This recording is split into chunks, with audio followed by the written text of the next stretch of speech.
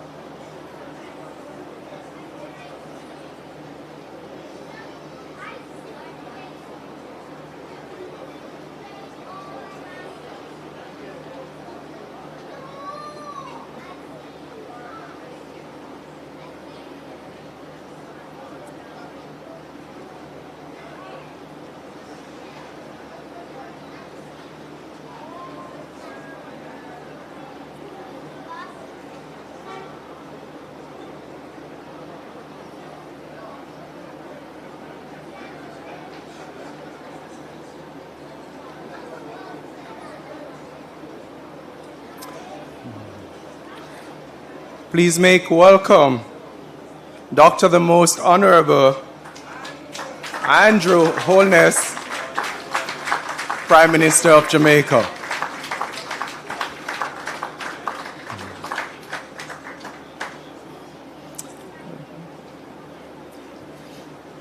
Let me also just invite us to remain standing. We go right to the playing of the national anthem.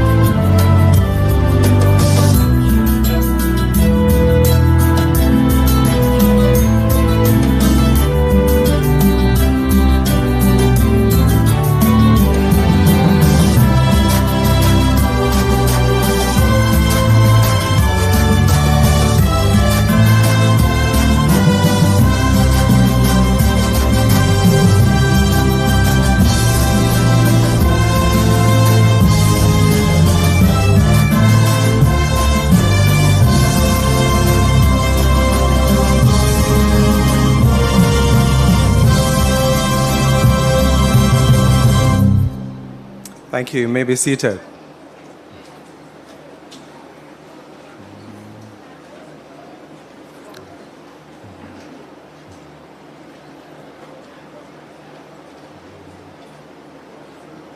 Dr. the Most Honorable Andrew Holness, Honorable Matthew Samuda, Member of Parliament and also Minister without Portfolio in the Ministry of Economic Growth and Job Creation, Mr. Philip Paulwell, CD, Member of Parliament for East Kingston and Port Royal, Ms. Lorraine Dobson, Councillor for Springfield and Port Royal. Also have Permanent Secretary in the Ministry of Economic Growth and Job Creation, Mrs. Arlene Williams. Members of the various Senator, Senator the Honorable Abka Fitz-Henley, Chairman of the National Water Commission's Board of Commissioners, and also members of the NWC Board, Acting President of the National Water Commission, Mr. Kevin Carr. I'm still going in, ladies and gentlemen. Yes? I see Miss Malcolm, Lloyd Malcolm from the Urban Development Corporation.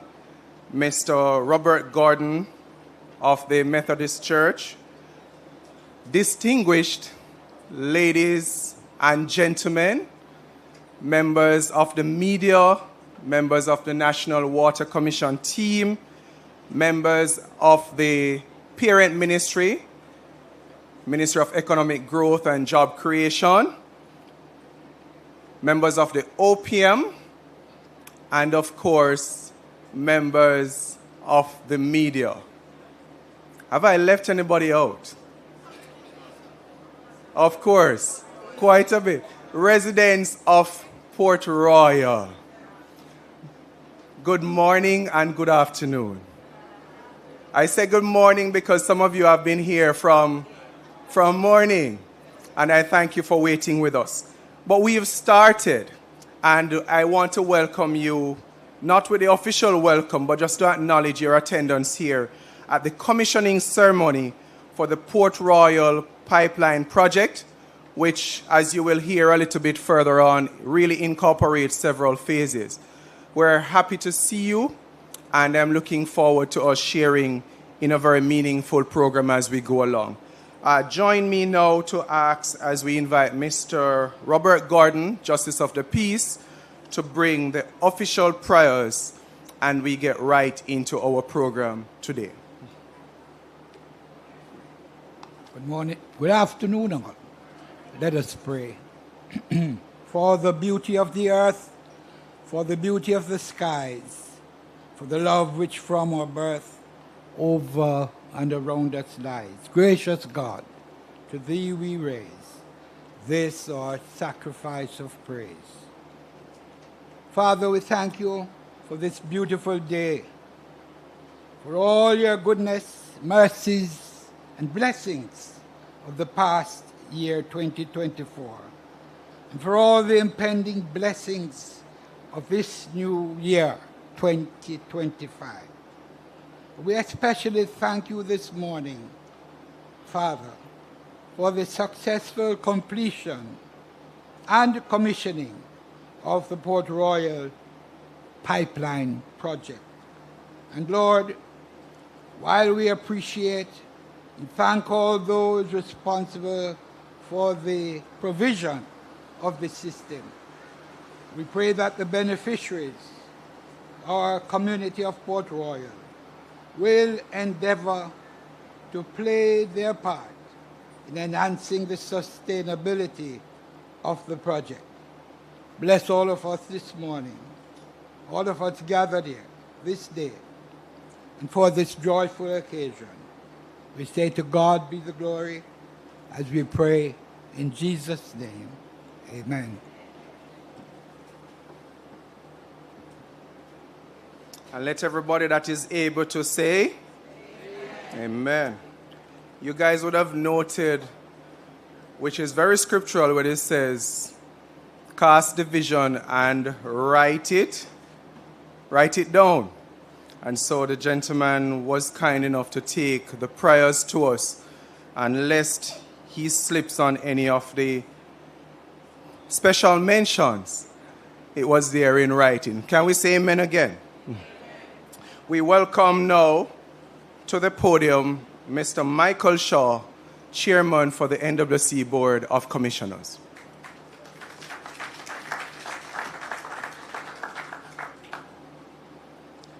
Dr. the Most Honorable Andrew Holness, Prime Minister of Jamaica, the Honorable Matthew Samuda, Minister without portfolio in the Ministry of Economic Growth and Job Creation, Mr. Philip Paulwell, who is a Member of Parliament for Kingston East and Port Royal.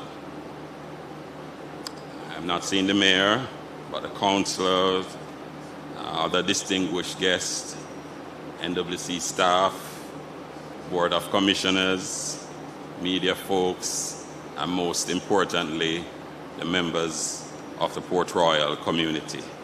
I say good morning, good afternoon, welcome, and Happy New Year to all.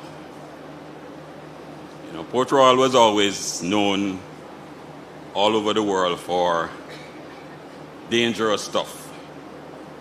Pirates, sunken treasures, magnificent ships, excitement around a place like this, and lots of drinking of rum. But we want to move it from a little too much drinking of rum to drinking of pure quality water that comes from NWC. In reality, Port Royal is for many of us a simple, quiet town that breeds real quality folks. It is therefore my pleasure today to represent the National Water Commission as we join the Prime Minister and the rest of the party here today in announcing this major step towards providing that support, which is water, which is life. Phase 1 to 3 has already been completed with the installation of new pipes leading to the community and facility upgrades.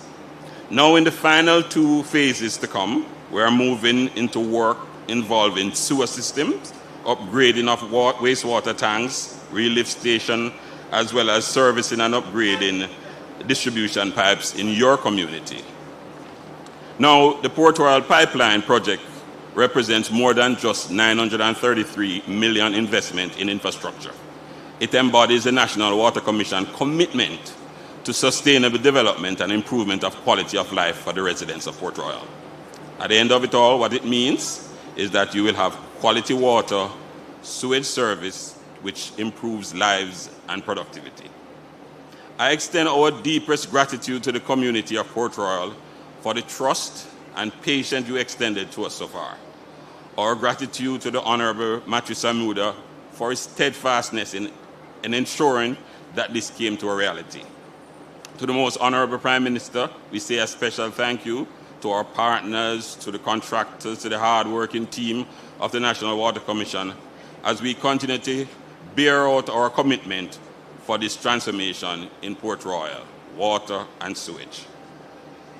As I close, I want to say that while this initiative is integral to preserving Port Royal's unique heritage and rich culture, yes, the era of pirates and so on is now a thing of the past. We are moving to greater heights, and as such, this initiative is vital to the infrastructure of the community and well-deserved so. So each of you can have a foundation needed for future growth and prosperity. That is our job at NWC. Serving you is all we do. And I would dare say, what a wonderful occasion. I mean, wonderful occasion.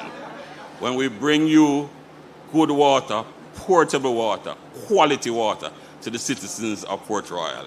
I would say when we were here the last time, we commissioned the starting of it. And now I'm saying to you, promise made, promise kept. God bless you all.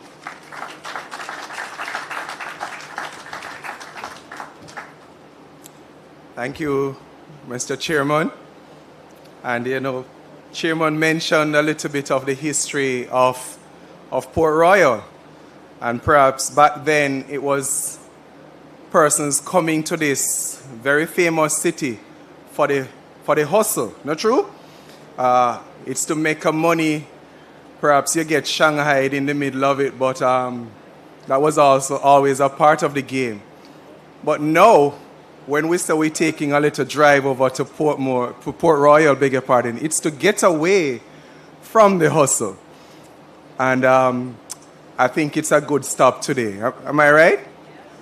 All right, here we go. So perhaps who can best tell us a little bit about Port Royal is the next person on my program, and hopefully yours too. He is the Member of Parliament for East Kingston, and guess what? Port Royal. Please make welcome Mr. Philip Paulwell, CD. Thank you very much, Mr. Chairman. I greet you. I greet Most Honorable Prime Minister, Dr. Andrew Holness, my friend Matthew Samuda, Senator Abka, Councillor Lorraine Dobson. There are so many persons here from the NWC. I greet the chairman and other members. I greet the permanent secretary who is here. And of course, I greet the citizens and residents of Port Royal. Good afternoon. Good afternoon. Yes, we are a friendly city. In fact, Prime Minister, you know that Port Royal is the city in the Caribbean which is the most peaceful, no crime, and we want to keep it that way. And as I say that, I want to commend Superintendent Tommy Lee Chambers, who has been with us for a number of years. Before she moved up to superintendent, and now having been assigned to East Kingston just prior to this, to commend her, to congratulate her on her appointment. She's going to be the lady in charge. Is it Area 4? Area 5. So can we commend Tommy Lee? And Prime Minister, I hope you'll forgive me, but I want to recognize the presence of the JLP candidate for East Kingston and Port Royal, Bishop Burnett, who is here with me. Yesterday was his birthday, so we want to wish him all the best. That's how we live in these places, isn't it? And I tell you, Bishop Burnett will tell you that probably I'm the only MP that shared my Christmas program with the JLP candidate. And we work very well together. He prays for me all the time. I am delighted to be here today. The Prime Minister will recall some years ago when in his closing budget debate he mentioned about the cruise shipping pier for Port Royal. And apart from getting my attention and support for the pier, he knows I was very concerned. And I expressed my concern about the level of consultation. And he promised me that I'll be in touch with the chairman, the president of the Port Authority. And the very next day, Professor Gordon Shirley called me and Councillor Lorraine to a meeting at the Port Authority. And we expressed what our concerns were. We felt that as good as it is now, there are certain prerequisites to the unfolding of a cruise shipping pier, and that we were adamant that certain things needed to be put in place. And I really want to commend Professor Shirley, because he was able to summon the entire team, not only of the Port Authority, NWC, the TPDCO, you name it. We went into a meeting and they were all present. And we expressed the concerns and we got certain commitments. And I want to say that in relation to the commitment to ensure that there's adequate water supply in Port Royal, the Port Authority has delivered. And I want to commend them for that and to commend the other things that are emerging. I know that we have not yet solved the sewage problem, but the chairman of the Water Commission has just mentioned that this will be a necessary extension to this project. And I'm also aware that some of the other issues that we face, the JPSCO, that has been by and large resolved. So we are grateful, we are thankful. And of course, in these things, especially when the Prime Minister is present, you also have to say some other words. So, Prime Minister, let me say, recently we had another discussion with the Port Authority. And we decided to share a vision that we've had, but it has developed, as to now that we have this infrastructure in place, now that we are seeing the development of the cruise shipping pier, what do we need to galvanize all of this development and for the wider community to benefit?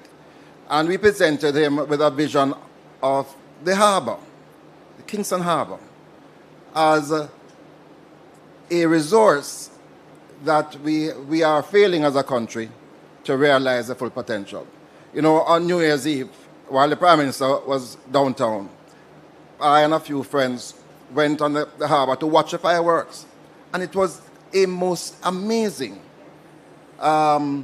attraction from the harbour side. But also, I lamented that there were just a few vessels in the world's 7th largest harbour. This place should be teeming with activity right around the clock, especially after dark when you can do cruising, you can do a whole host of other things. So we presented to the Port Authority areas along the way from downtown to Port Royal, where you can have, in addition to the Royal Yacht Club, other facilities where small craft, pleasure craft, can be parked, can be repaired, and so on and so forth. And then we have to finish this development in Port Royal, that sunken city, that we know if it ever gets on the front page, there will be nothing in the world that could rival it. Recently, I went to Hawaii, and they had this submarine that went down 100 feet, and you saw some things. Nothing that could compare to Port Royal sunken city. And I think the time now to develop the sunken city is right. And I really want to urge that that be placed on the agenda. You know, Prime Minister, I was very pleased when you were at another place in East Kingston last week, you mentioned Windward Road, and that you are going to make sure that Windward Road is as smooth as the airport road. So can we commend that as a plan to be done? And if the Prime Minister is coming to do that, I shall be there. Finally, Prime Minister, you would have heard my lament every year in Parliament about Harbour Drive, that mosaic project that ran into difficulty, that has caused flooding for people who live on that road, which straddles East Kingston and Port Royal, and another place that you are familiar with, East Rural St. Andrew. And I really believe that it is time that the commitment that was given by the former Minister of Works be dealt with to regularize that situation, to improve the drainage, and to alleviate the danger that exists now whenever there is rainfall. So I really want to commend that to you as we acknowledge today the significant function as we, on behalf of the residents of Port Royal, say thanks for this wonderful project that will ensure that we have high, good quality water and then the sewage to follow.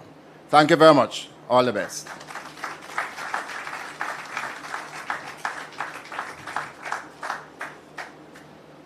We thank the Member of Parliament for those kind words, right?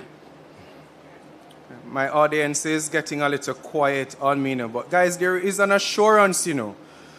When I said we were coming to Port Royal for a quick stop, I meant it.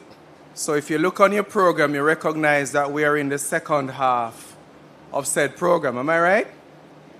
I see some nods now.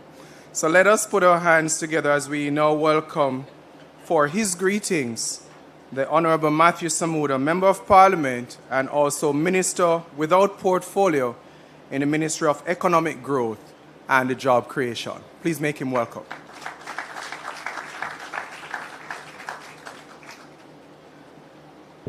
Thank you, Master of Ceremonies, Delano Williams. Allow me to acknowledge the Most Honorable Dr. Andrew Holness, and of course, Member of Parliament for the area, Philip Paulwell.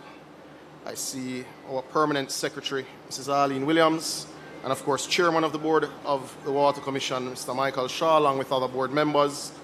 Of course, Acting President Kevin Carr and his senior team, and of course, the senior team of the ministry. Allow me to also acknowledge colleague and friend, Senator Abka Fitzhenley. Good afternoon, everyone, and Happy New Year.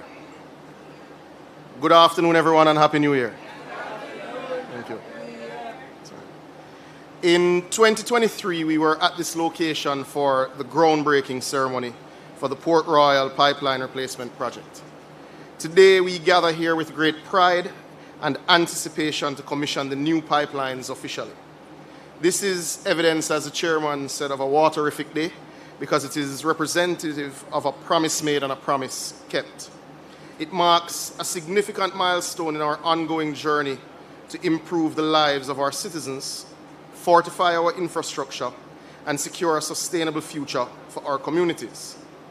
With its rich history and vibrant community, Port Royal holds a special place in Jamaica's cultural and economic fabric. However, for years, the aged cast iron pipelines that served this area presented persistent challenges, frequent breaks, unreliable water supply, and environmental risks hindering the growth and development of this unique township. I can tell you also, Prime Minister, it provided reason for persons like Miss Anne from Port Royal to call the office almost weekly to complain. So it is with great pride that we're able to say today that this issue is indeed at an end. Now, that issue is to be contemplated against the backdrop that there is work to be done in the township of Port Royal and not just the main line which feeds this township. And we acknowledge that work in the same way we acknowledge the work that is to come on our sewage system, which will indeed serve the 2,500 residents and de-risk future investment, which I know the Prime Minister has on his agenda for Port Royal. But what is this project?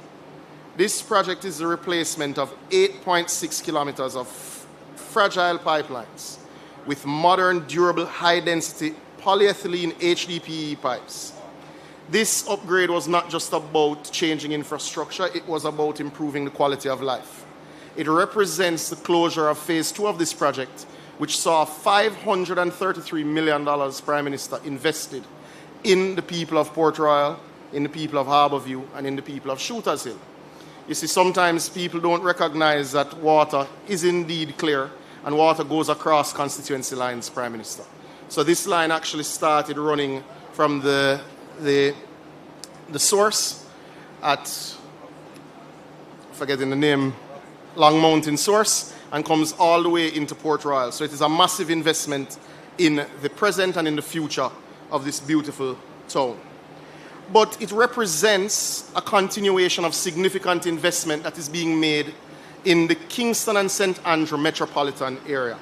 And Councillor, I saw a recent note from His Worship the Mayor, and I think it's important that those who are here and those who will listen on the radio stations which are present and certainly see the news coverage later, that they understand exactly where we are in Kingston and St. Andrew and where we're not. The Mayor expressed some concerns to me about Kingston and St. Andrew's water supply, and I think it's important to advise him and to advise the country, and indeed all the residents of Kingston and St. Andrew and its environs, exactly where we are, where we're not, but where we will be in short order. The first contemplation is that in 2015, we required 55 million gallons of water in Kingston and St. Andrew to service your daily needs. 55 million gallons. Work with me on the math. Today, you require 37 million gallons per day. 37 million gallons per day. So 17 million gallons saved because of the work and investment of this government into the water network of Kingston and St. Andrew. So, Prime Minister, when you contemplate all of the high-rises, all of the development, all of the significant investment that has gone into Kingston and St. Andrew, we're using significantly less water. In fact, we have moved from what we call non-revenue water which is leaked or stolen, from being at 70 to 72% to being at approximately 38% in Kingston and St. Andrew. So what that means is that Kingston and St. Andrew is significantly more water resilient. It is significantly closer to being able to supply every single citizen with water in excess of 23 hours a day, which is the global standard for best practice. So we've already moved a very far way, but we're not finished yet. Resilience is an interesting topic, and I mentioned water resilience. It's important when we consider that resilience that we understand that in 2022, in February, in the worst month, the worst drought that Kingston and St. Andrew has ever experienced, because of the work we were done, we were short 12 million gallons per day, MP. We will start the second phase, because the first phase with all of the site preparation and all of the designs and all of the equipment that needs to be ordered is finished. We will start the second phase this month with heavy construction of the content production facility, which is a Rio Cobre water treatment plant, having had the consortium sign their financial arrangements last month. Now that will provide to Kingston and St. Andrew and Portmore some 15 million gallons daily. So let's go back at the math. In the worst of our drought, in the worst of our worst drought, we were short 12 million gallons in the corporate area extending into Portmore. That water treatment plant will supply 15 million gallons daily in and out of drought. Correct, President? Now, that is a massive investment in the present and the future for the people of Portmore and Kingston and St. Andrew. And that needs to be understood. Now, that can't be the last investment. There are several components that need to ensure that whether you live at the tip of Port Royal or you live at the peak of Blue Mountain or you live at any of our towns in the hills or you live in any of our urban spaces, that you have water, because we have committed to our citizens that you'll have water. So investments in this area will not stop with the $533 million which we commissioned today. The next round of investments include some critical transmission mains. Some I know that would affect even the Prime Minister's constituency. Starting next month, we will commission, well, not commission rather, we will start the work on the second phase of bringing to life those lines along the Washington Boulevard, which will move from Sandy Gully Bridge all the way up to Malines Road, Prime Minister. Now, this will significantly improve water delivery to constituencies like West Central St. Andrew, and indeed like Northwest St. Andrew, and will impact water delivery for 30,000 Jamaicans. And this will benefit from an investment of some $200 million as we bring that line up to speed, Prime Minister, for the drought, which we know starts in February. We will ensure that there is far greater level of resilience in that water supply. We expect to, over the next 2 years, commence construction and complete construction on a line from Ferry to Rock Pond. This will see an investment of over $1 billion Jamaican dollars, which will deal with communities such as Duane Park and all of those communities going up the left-hand side of the Washington Boulevard. 30,000 people, again, will benefit from those lines. Now, one that has completed procurement and we expect to start construction soon will indeed be the Forest Hills line. So that will deal with pretty much all of Forest Hills and Red Hills, which we know for anyone who has a family member living in Red Hills or lives in Red Hills themselves, Red Hills has had water challenges for all of my lifetime. This will be a major change in the water supply for all persons living in Red Hills. And Prime Minister, these are not investments that are to come. These are investments that are at varying stages of being programmed, varying stages of implementation. So we know the lines have been spoken about for 10 years. We know the lines for Port Royal were spoken about for decades. Well, we are here to say to citizens of Port Royal, Kingston and St. Andrew, we're not just speaking at this point. We're at the stage of implementation, and though we have already brought down the water usage and significantly improved your water supply, we are now targeting resilience. We are now investing to ensure that Portmore, Kingston and St. Andrew, all the way through Bull Bay into eastern St. Thomas, rather western St. Thomas politically, is water resilient. And we are nearing this space. We can see that within 2 to 3 years it is achievable with the investments that we are to make. Now, that doesn't mean that every single community would have all their issues dealt with. There is an issue with aging communities. Many of your old schemes built in the 60s and 70s have not had their pipes upgraded. There are 2 programs I wish to bring to your attention. One, many of those communities also have road degradation, which the Prime Minister is addressing through the Spark program. As a component of the Spark program, $5 billion Jamaican dollars has been allocated for upgrade of pipe work within the communities along the roads that will be upgraded. The Water Commission has the list from NWA. We're coordinating very closely, and we're ensuring that before those roads are paved, we relay the pipes to make sure that the age-old comment of road pave and NWC dig up is a thing of the past. That's the first one. We've identified the roads and we're testing the pipelines to see which ones need to be changed as a matter of priority. The other element is that we have already completed the first phase of our procurement for a national non-revenue water partner.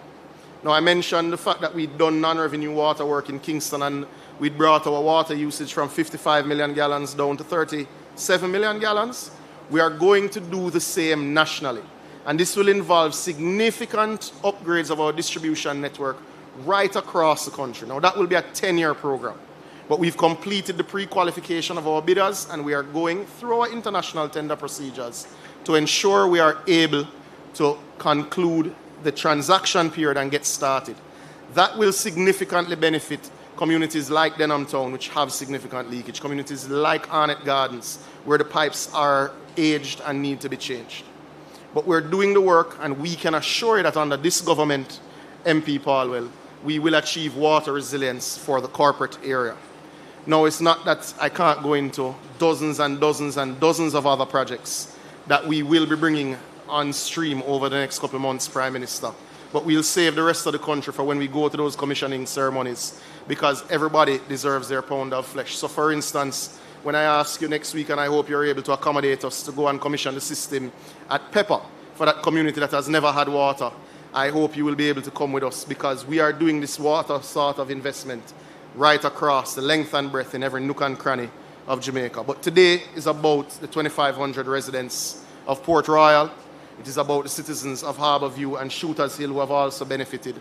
It is us saying to us that you can believe when we tell you we will invest, because you have the evidence right in front of your eyes, and most importantly, you have the water in your pipes. Thank you.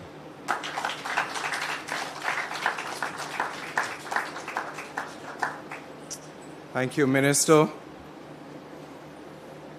And now, ladies and gentlemen, it's most fitting then that we make way for our keynote speaker and your Prime Minister, Dr. the Most Honorable Andrew Holness. Please make him welcome.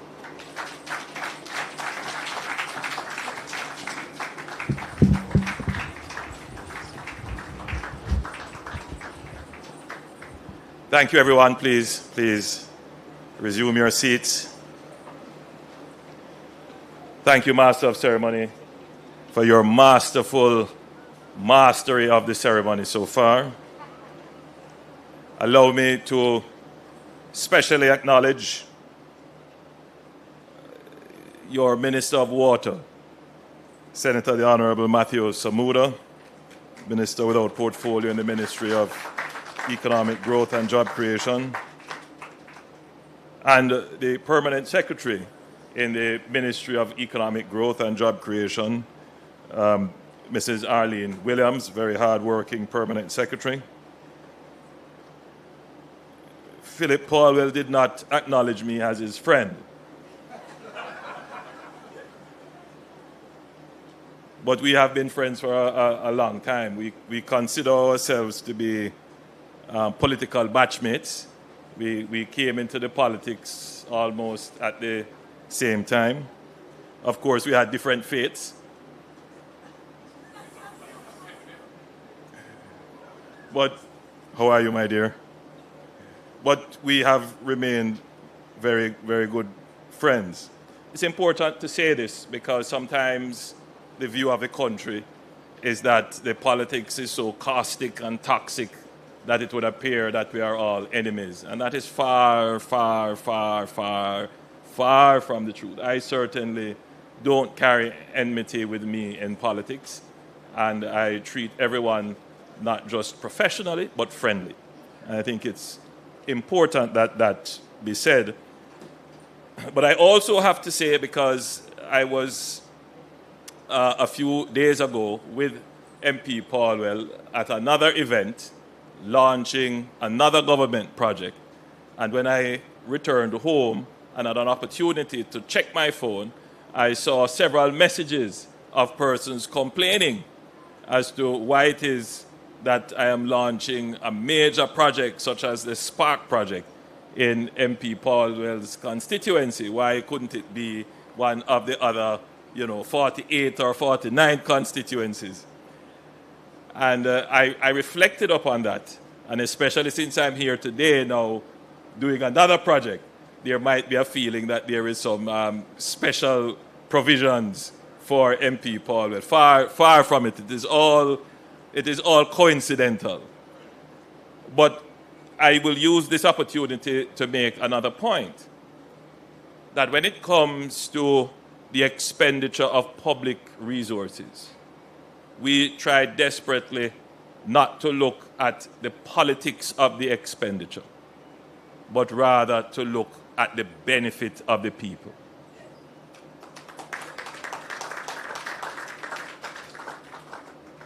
And right across Jamaica, you could close your eyes and just randomly pick an area, and that area would genuinely be in need. Whether it is for water, or road, or housing, or sewage, or something. Wherever you go in Jamaica, there is the need. So the selection of this constituency, it's purely based upon the technical advice, the professional advice, and where the project has actually reached the level of completion. So on the Spark program, it was purely technical. It was the road that was available, didn't require the laying of pipes, easy surface to be dealt with, close to where the contractor is already mobilized, purely technical. And for this project, the project is completed. So we are here to launch the completion ceremony of the project, to acknowledge that the government has made a significant investment, over 530 million Jamaican dollars, in putting in new water mains into the town of Port Royal. And I want to just specifically explain what we have done here. We have laid approximately 8.6 kilometers of modern, high-density polyethylene pipes. Now, it's very important that we have an appreciation for what this is. It is not that there were pipes in Port Royal, but those pipes were laid very close to the time of the major earthquake. I meant that as a joke. No, the point to be made is these pipes were laid maybe 60 to 70 years ago. And so they are old. But not just that, the diameter of the pipes that were laid, they were very small diameter pipes, so they couldn't carry the volume of water that is necessary. And having been laid for so long, the internal carriage area of the pipes would have become encrusted. And so the pipes themselves would have gotten smaller. So the people of Port Royal were literally suffering from aged infrastructure. And this aged infrastructure simply could not carry the volume of water. It couldn't take the pressure of the water, and they would break frequently. What we have done is to change the kind of pipe that we have put in place. So it's no longer the old metal pipes that could become rusted and encrusted. No. What we have laid now are high-density polyethylene pipes, which are very robust, a little bit more flexible, and they are designed to last much longer than the old metal pipes. And these pipes can take the pressure of the pumped water supply to the area. And they are of a larger capacity as well. So there will be more water for Port Royal. This was done at a cost of approximately 533 million Jamaican dollars, and over 2,000 residents of this area, not to mention the persons who visit here on a weekend and the possible cruise ship visitors. They will all have the convenience of potable water. So this is a major achievement that the government is marking by this ceremony.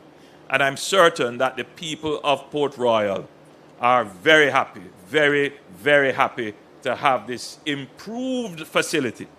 Indeed, they mark it as an improvement in the quality of life that they experience.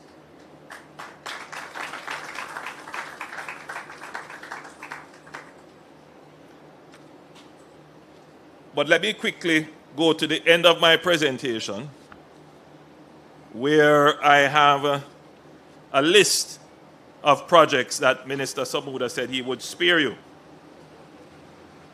He would spare you the reading into the record of them. But I believe it is important for us to note these projects because, there is a sense sometimes that when I go around the country and I do these ceremonies, whether it is handing over houses or breaking ground or marking the completion, there are persons who are watching on the television and on social media, and they're saying to themselves, when will it be my turn?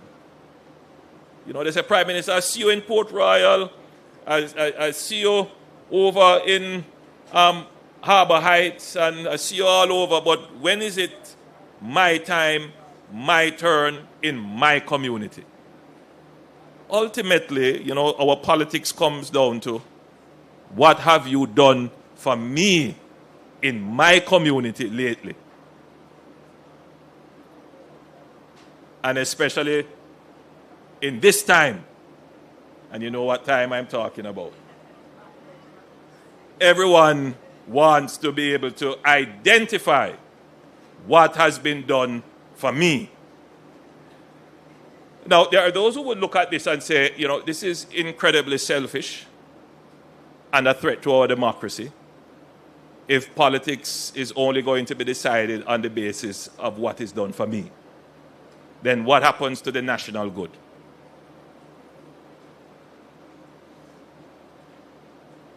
But you know what? It is the nature of democracy. And it is not just Jamaican democracy. It is the nature of the electorate. And because at the end of the day, you feel the pain. And this issue of the national good, sometimes it's very difficult to identify the national good with your own personal struggles and suffering. And so governments have to be very sensitive in balancing as we pursue what is in the national interest and what is in the national good. We also have to acknowledge that people have to live now. And as we have been very good as a government in pursuing the national good, we have also been very good as a government in just trying to balance the daily lives of citizens. Please feel free.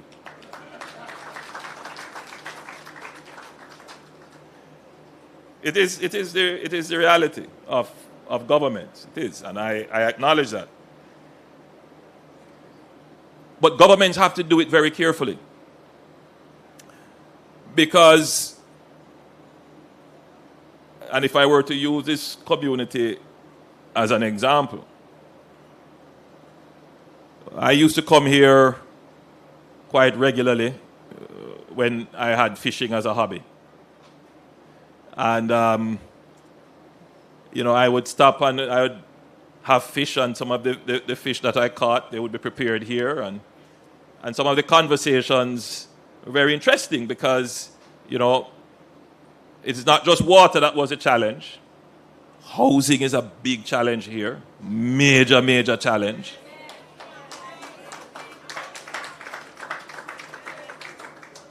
And I could go on and on. I know the area very well. I know what the challenges are here. But that we have spent $533 million here. The residents who are the beneficiary of that, they are not going to contemplate where else we didn't spend the $533 million. In other words, the residents who benefit from the opportunity are not going to consider the cost to others of the opportunity to spend the money here. That's just the nature of the politics, right?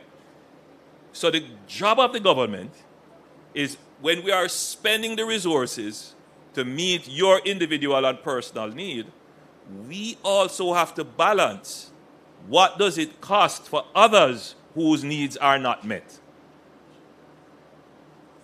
Because that $533 million could have been spent in a community northeast Manchester. It could have been spent in my constituency, all over Jamaica. So the role of the government, my friends, is to try as best as possible to meet the needs of the people, their individual needs, what they see in front of them, but also to spend in such a way that in the expenditure, we increase the capacity and capability of the government to gain even further revenue to meet the needs of those persons who did not benefit from the expenditure that we made here. So we have to be very strategic. So you might be asking the question then, why Port Royal?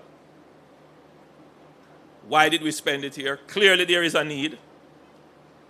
But Port Royal is also very strategic. Very strategic. Very special, I agree. Very special.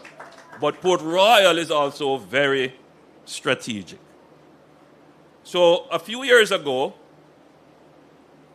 when we were looking at how do we increase the productivity of the country, or put it another way, how do we create new industries for growth, Port Royal was high on the agenda because you have certain heritage assets here that have been for decades, maybe centuries, underutilized, but if properly developed, could provide the revenues that would not only develop Port Royal, but develop the wider Jamaica. But to get to that point, we have to make certain investments in Port Royal. And one of the critical investments to be made was to put in place the facility for docking cruise ships. We have made that investment. The second investment was to put in place some facilities to receive the cruise ship visitors when they come. And we have put in place the new pier and customs facilities there. It's a lovely facility. We have built a new museum and restaurant, which I will be back here to open shortly. Yes. And we have started to do some improvements of the sidewalk and various little things within the town. Investment. And then now, we have made this massive investment again in the water. We have one more major investment to do, which is on way already, and that is in the sewage. We have actually built the sewage plant. Now, we have to lay the pipes to connect the homes and the facilities to that treatment plant. And then, another major investment to come, which is to give you a beautiful road from the roundabout straight into the town.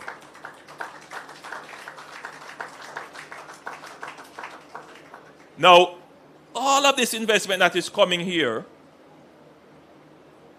it is to create Port Royal as a new destination, not just for tourists to come, but to enhance what is already the case.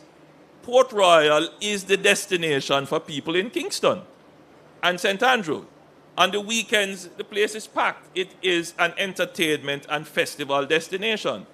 But to be able to have that to the extent where it adds significantly to our GDP, you will hear this term used, the gross domestic product. We have to make these significant investments.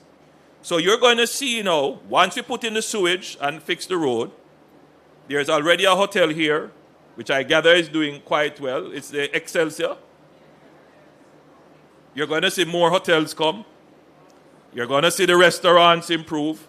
And we are going to make the investments, not to displace the people who are here, who have built an industry, a name, and a brand, but to support them further in improving and expanding their product, so that when we talk about Port Royal as a destination now, this is going to be the place where people will choose to come and have their festivals and concerts, where cruise ships will come to explore the rich history that is here in your various museums. Even cemeteries are a place where people come to visit. We have such wealth of historical sites that we can develop. So Port Royal is going to become a new economic hub for Kingston. It will add to our GDP. It will create revenues which will more than pay back for the over $2 billion worth of investment that we have made when you add up everything together. And it will last us, it will give us a 20, 30, 40-year run of revenues from which we now can use to give water to people in other areas of Jamaica. So that is the strategy of the government. So I want you to, as persons listening to me speak and saying, well, how Port Royal get and we don't get. You are going to get, my friend. And the government has been wise in how we spend. We are spending in a fiscally responsible way, in a sustainable way, in a strategic way. And no one can say that the investment in Port Royal will not yield results for the country.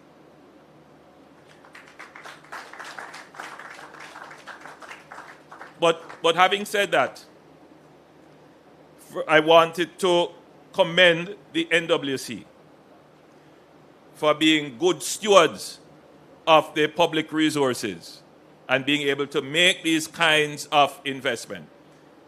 And I commend them because the history of the NWC is that they have not been able to make these kinds of investment in a sustained way. But more than that, they have not been able to make these kinds of investments without government support or borrowing. I want to emphasize that. Everybody wants the government to do everything, which is right. That's why you have governments. You put them there and you give them the authority to be able to treat with the situations that you have. But the responsibility of the citizen and the electorate does not stop there. How does the government provide for you? There are some people who really don't care as long as it is provided.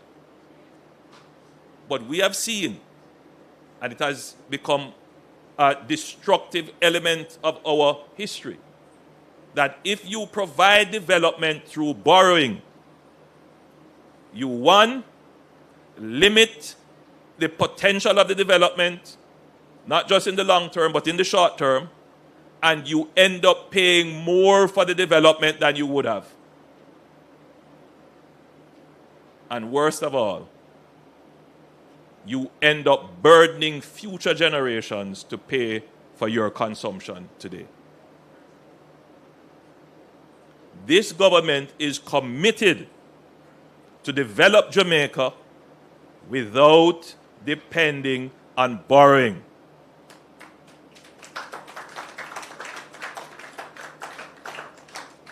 That commitment depends on a wise electorate. That commitment depends on a wise electorate. Jamaica can easily go back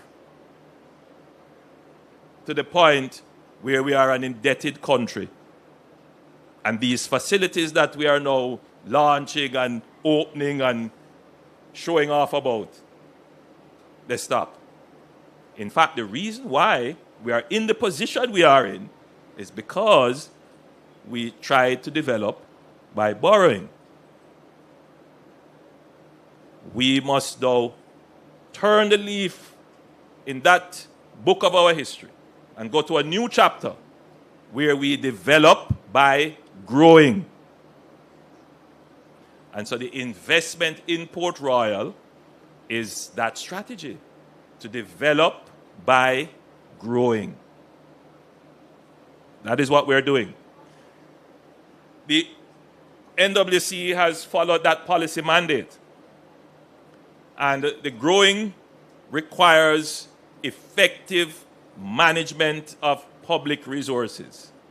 And the NWC has improved its management significantly, and I want to commend the Board of Governors and the management of the NWC. They still have a way to go, but we must acknowledge when progress has been made. The NWC has not come to the government for any fiscal support for a little while. I know they had some challenges with the new remuneration package, and during COVID, you may have had to come for some support, but not because of bad management and burial. Not because of bad management. The economists would say exogenous shocks, things outside of your control. But even then, we have the Lower Jackshill Water Supply Project, which serves Harriman, Tavistock, Whitcomb, Mountain Spring, and Sunset Avenue. And that is in progress. We are expecting to complete that by April 2025. That is an investment of 350 million Jamaican dollars, another community that is benefiting. But we didn't borrow to do this. This is being done out of the NWC's revenues. And I want to emphasize that. In St. Anne, in the St. Anne's Bay to Landover pipeline, we are making good progress. In fact, we are well advanced. We expect to complete that in May 2025, and that's $550 million worth of expenditure. That one is another strategic investment, because that pipeline is going to open up great opportunities for housing along that corridor, meaning more revenues coming in to the government. Not more taxes now, but more revenues from the existing tax base that we can spend on other communities. See the strategy? You're investing to grow the economy, to increase revenue so we can spend on your individual needs. This is out of the NWC's revenues. We have Rosemount, Camelot, and Discovery Bay in St. Anne. I'm wondering why St. Anne is coming up so often. Hotels. Okay, good. And December, this we expect to be finished December this year. That's $350 million, again out of the NWC's revenues. Plumbago, Orchid Path, sewer extension works in Mona, and I see that is going on. We expect it to complete that in March 2025, $75 million out of the NWC's revenues. That is not from government support through any taxes or from any borrowing. That's strictly from the good management of the NWC to generate the revenues to make these investments. And we have some upcoming water supply projects in Eastern St. Mary. We're going to make an investment there in the St. Mary water supply project. That's $600 million. In Port Morant, Springfield, the Stanton water supply in St. Thomas, that's an investment of $550 million. I believe the one in St. Mary is already complete, or almost complete. In Juno Crescent, that's in Clarendon, in Maypen, we are going to make an investment there, which I believe it has started, $375 million. Again, all of this is out of the NWC's revenue. In Grovestown to Cross Keys Pipeline in South Manchester, $75 million out of the NWC's revenues. From Wakefield to Bunkers Hill in Trelawney, $120 million. I believe that project is ongoing. And then we have the Montgomery Corner to National Hero Circus Pipeline via Morosco Road, $400 million. That should start this year. Ferry to Rock Pond Water Supply in Forest Hill, you mentioned that. That's a $1 billion project. And I know the people up in Red Hills and Forest Hill and all of those areas who have been complaining all along about their water supply, they'll be very happy to hear that this project, the Minister is advising me that the procurement is finished, so the next stage is contracting and then execution. And then another important one that needs to be done, Mona, Wellington Drive, Monroe Road, Olope Road, Retreat Avenue, Seymour Avenue. We're going to put in place a proper sewer system for that entire area. That is 1.4 billion Jamaican dollars out of the NWC's revenues. Not borrowing, not from government, not from your taxes, but just from the operations of the NWC. So, ladies and gentlemen, I have detained you long enough, and I believe that my point has been made to you, that you have a good government, a government that understands the delicate balance that has to be maintained with the national interest and with your personal interest. And it requires skillful, thoughtful government to be able to balance those needs, to deal with the needs of the future while addressing the needs of the current, and to address the needs of the current without in any way damaging the possibilities of the future. So, Madam Councillor, it's good to be in your area, and I'm sure that you, though we are on opposite sides, but I'm sure that the message, I see the smile on your face, and I'm sure that the message has resonated with you. God bless you all. Happy New Year. Peace, productivity, prosperity be yours, and victory be to all Jamaicans. God bless you, and thank you.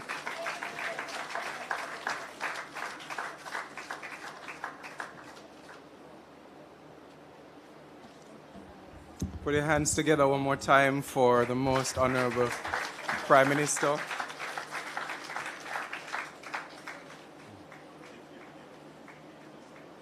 It's heartening to know, after hard years of work, that when you have been brought like for the students now, their academic reports are being brought to the forefront. Not true?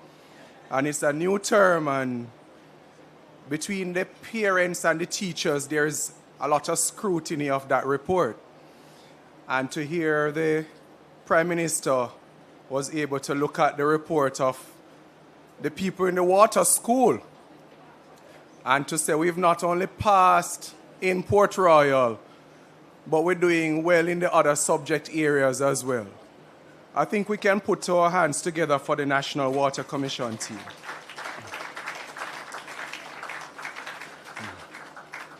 Prime Minister, we thank you, sir, for taking the time to share your profound words and updates with us. We also thank the Minister, Matthew Samuda, for his updates and the commitment to continuing to deliver on the needs of water supply, not just in Port Royal, right, guys? Because I know, let me say those who have a country where they go, where mommy or daddy or you've grown up somewhere else other than Kingston and Port Royal. Just put your hands up, man. There we go. So every interest that is brought forward here represents not just for Port Royal, but really it's a national interest that we have. And so we thank the Minister for sharing those updates. Thanks also to Chairman Shaw of the National Water Commission's Board and the team he represents, including our Acting President, Mr. Kevin Carr. I want to acknowledge Member of Parliament again for his words, and I know his wish list may have been longer, but he was kind enough to bring forth his big topics for today. To Madam P.S., who joined us today from the Ministry of Economic Growth, to Senator Abka Fitz-Henley, to Councillor, to the MEG-JC team, to Mr. Robert Gordon, who brought prayers. And we want to just acknowledge the presence and the support that the Port Royal community on a whole gives us. Come on, put your hands together for them. We've never come here in the 2.5 years that we've been doing functions and have gotten any kind of hesitation when we make a request, whether it's for the site, for parking, or for the community's assistance. And we want to acknowledge that. And I think it's also on the back of what associations like the Port Royal Brotherhood would have done to help to build a community that understands kindness and paying it forward and building good community spirit. So we want to thank the Brotherhood as well for representing here today. A number of agencies and companies have shared in today's proceedings. The JCF, Ms. Chambers and her team were acknowledged. We didn't acknowledge earlier the Ashstrom Building Systems team, but I know you have seen their work. The Portmore community sirs have certainly felt the impact of the carrying capacity of those pipelines. So we can put our hands together for Ashstrom, please. The Port Authority of Jamaica, the UDC, who are partners with the NWC, my NWC colleagues, my MEGJC partners in agency, and of course, you who are varying fellow and support agencies. We want to thank you for making this event a very useful and successful one. The media is our best friend today. I'm sure a lot of you have trimmed, showered, and shaved to make sure that you're on point whenever the camera catches you at any angle. And so we want to thank them for turning out today and to giving us the kind of coverage that will make this event not just a memorable one for today, but also an historical one. So put your hands together for the media, please. And of course, you have been good as my audience, clapping when I say clap and coming when I say come on time. And now as we prepare ourselves to separate from this physical spot to where the act of commissioning will go, I'll give you some amount of liberty to either stay under the shade of the tent for those who know they can stay, and for those who will be a part of the commissioning, we will move up to the NWC, what the Port Royal community calls. I know, sir. I probably looked across the bay once too often. So where the Port Royal community calls the reservoir spot. Am I right?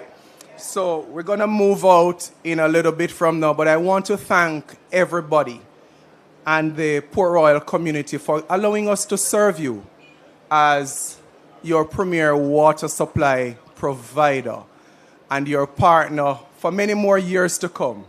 On behalf of the management team of the NWC and the organizing committee for this function, I bid you adieu for now and thank you for allowing me to serve you. Take care, guys.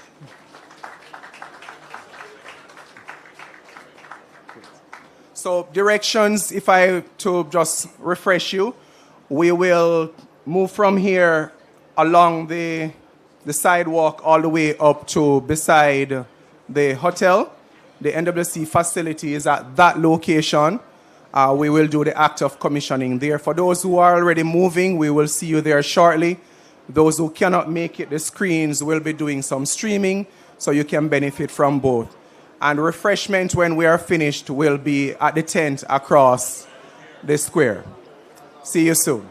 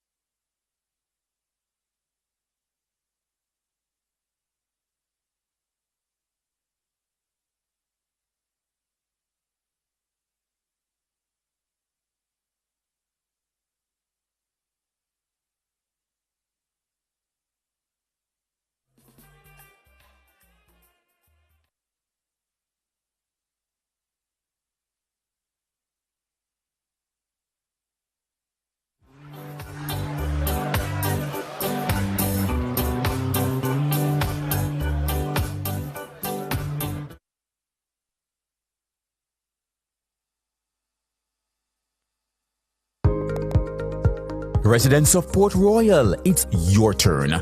Get ready to experience a significant improvement in your water supply, as the National Water Commission is now upgrading the transmission main that serves your community. Under the Port Royal Potable Water Transmission Main Upgrade Project, the existing pipeline will be replaced so that you and those who use the Palisadoes Strip and the Port Royal Shipping Port would enjoy the benefits of reliable and consistent service. The project commenced approximately 4 weeks now, and we're looking to complete within 4 months. Outside of the improved in reliability of service, this line will allow the NWC to increase the volume of water moved into the Port Royal area with the anticipation of future development. This includes the planned development of the cruise ship terminal and associated attractions, as well as the upgrading of social infrastructure, including housing. Additionally, the recently completed works along Spanish Town Road will allow the transmission of water from St. Catherine to augment the Mona system, and this augmentation will benefit the eastern areas of the island, such as Harbour View.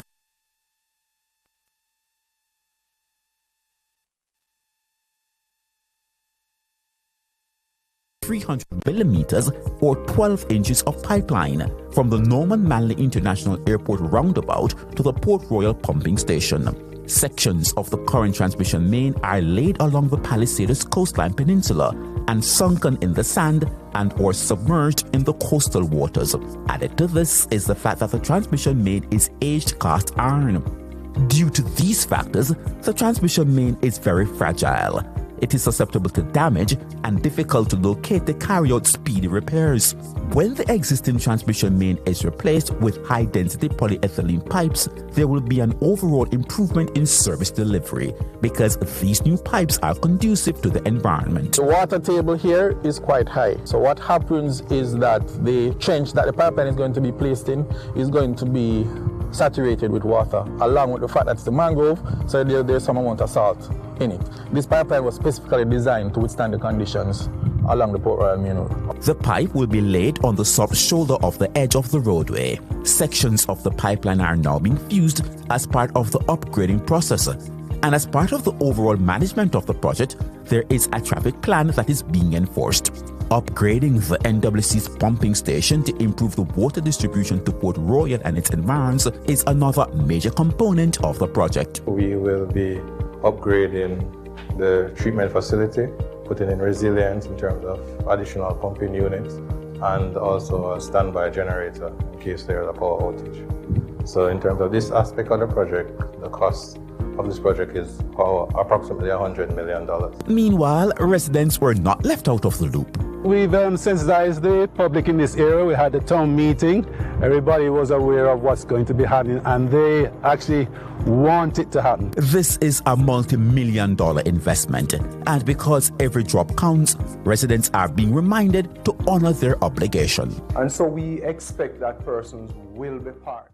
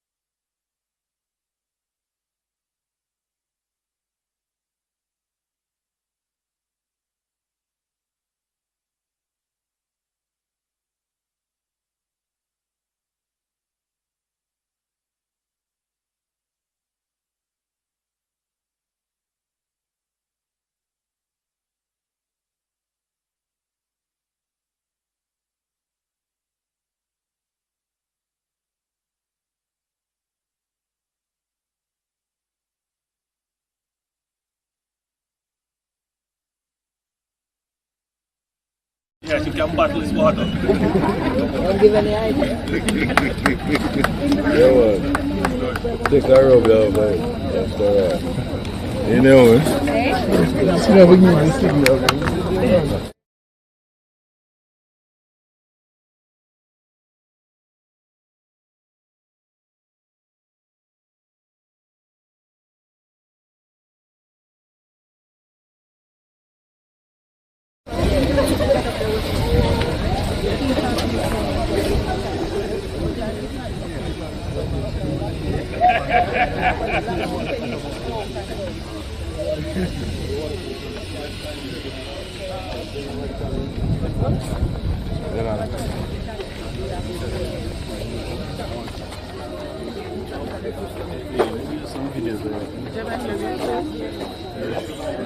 Coming in here? Can come in here, sir? You can't go in there. You make it come. Richie. Richie.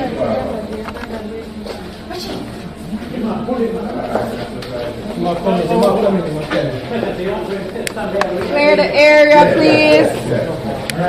Good. Yeah, I couldn't.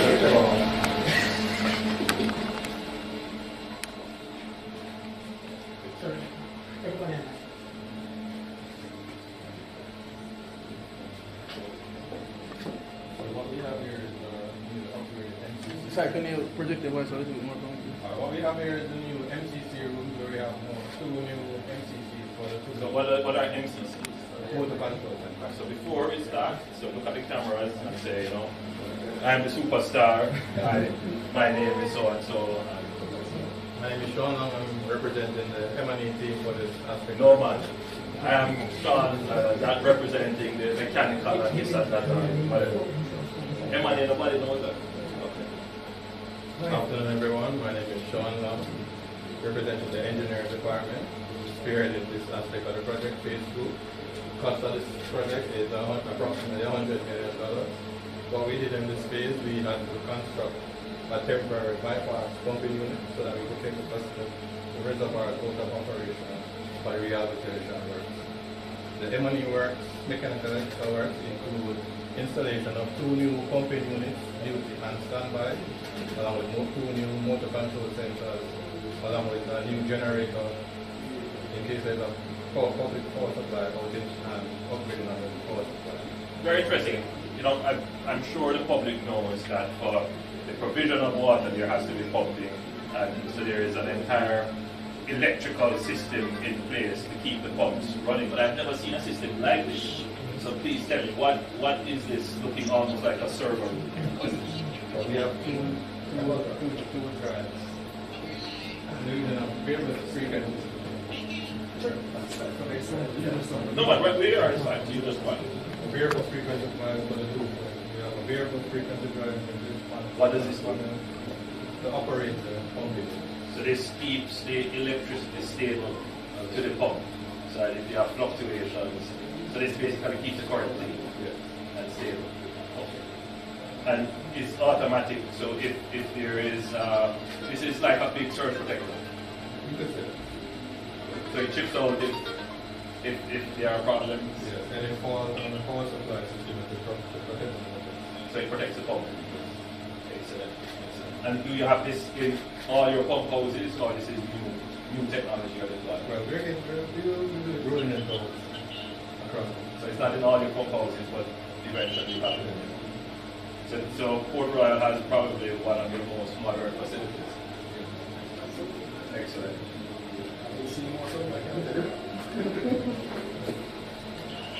Here there is a little bit of history.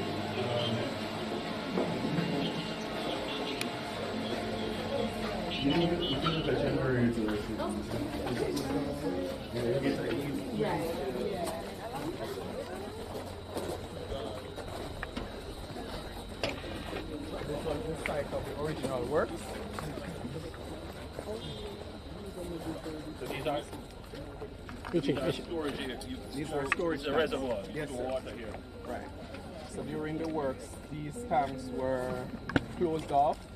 We went inside, cleaned them, rehabilitated them. And while this work was going on, that single tank there was the bypass system. to facilitate these works. I noticed that you have covered the tanks. Yes. Why? Water quality. So it Water requires quality. that once the water is treated, you cover it. You cover it. Right. And that is also to prevent evaporation.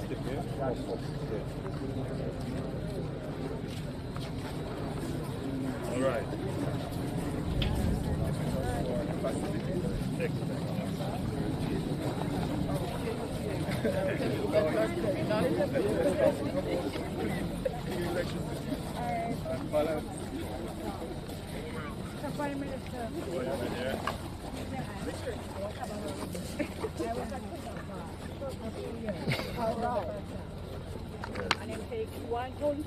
When you say Ticknam Park, you mean the police academy? Yes. Yeah, that's a general problem with persons who have worked in temporary positions. The government is trying to resolve it. Yes, I'm